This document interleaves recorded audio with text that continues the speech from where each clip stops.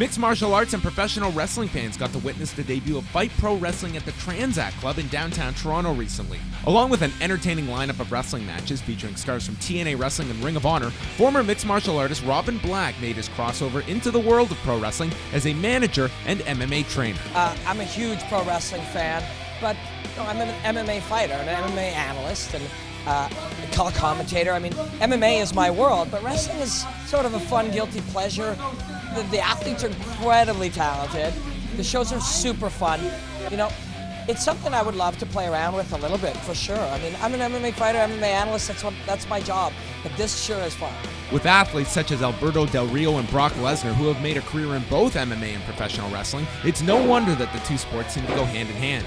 With MMA continuing to grow globally at a rapid pace, it may only be a matter of time before North America can fully support a top-level promotion such as Pancrase or the UWFI in Japan, where elements of professional wrestling and mixed martial arts came together. I think it's actually really good because you can see the background of pro wrestling, build-ups and everything. It's kind of integrating itself together to where wrestling is trying to bring a more mixed martial arts style into pro wrestling, and mixed martial arts is trying to do what pro wrestling has done for years by hyping their fights and having people talk and all that kind of stuff. So I think it's really helping both to trying to get into different areas and different markets of people that watch it.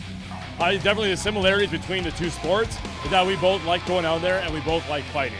We both like hurting people, and for us it's a good time. I don't know, I'm hoping Fight does that match, pro wrestler versus mixed martial artists. That'd be awesome.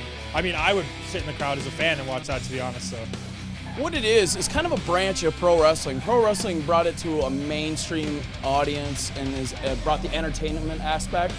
And I think the UFC has capitalized on it, and now it's grown to the point where it's top now.